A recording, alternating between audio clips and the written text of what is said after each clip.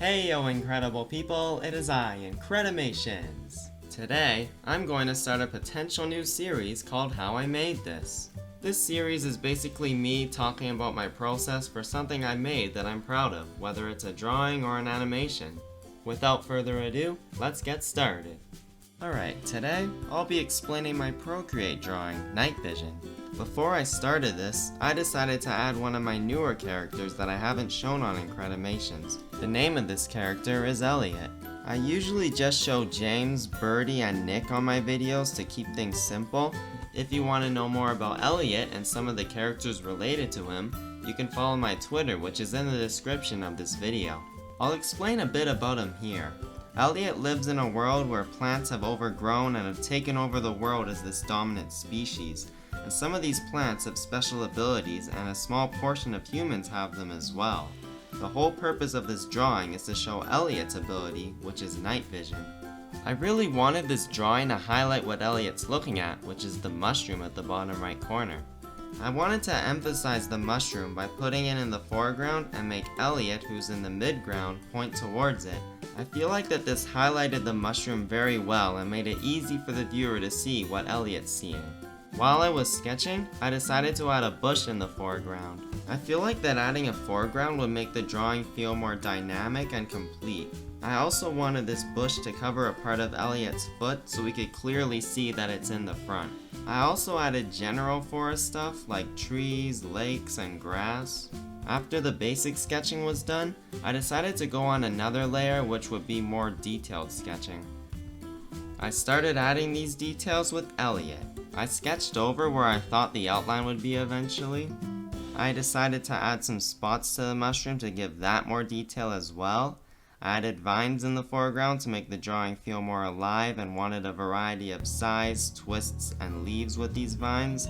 And I generally added more detail like with the berries in the foreground too.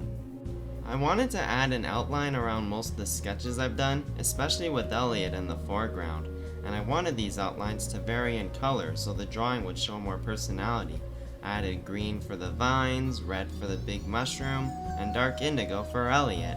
The further back an object was, the thinner its outline would be, and some of them ended up not having outlines at all. After the outlines, I moved on to color.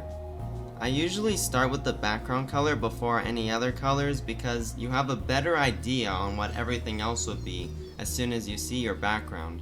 I feel like that if I started coloring random objects before the background, the objects would feel separated and disconnected from one another. When it came to choosing colors for everything else, I wanted the elements in the foreground to generally be more vibrant and bright and close to green, whereas the background elements would be muted and dark and closer to blue. When I started working on these background elements, I decided to add distant trees. I decided to make them monocolor and blurry since they are the furthest back out of everything else. The closer the trees were to the front, the more details they have. Next, I decided to move on to lighting and shading. I added a purple glow around Eliot's eyes to show his night vision.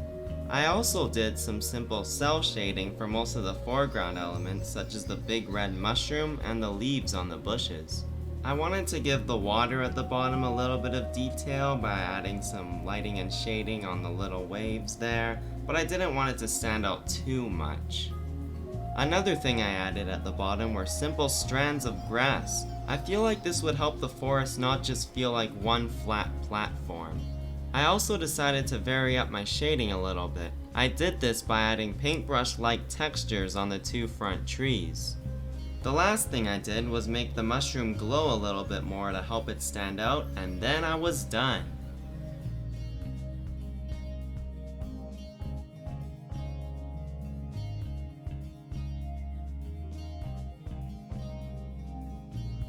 And that's it, everyone. I hope you enjoyed my analysis. Please make sure to like, comment, and subscribe, and let me know if you want me to do another one of how I made this. Thank you all so much for watching. I hope you have a wonderful day, and see you next time.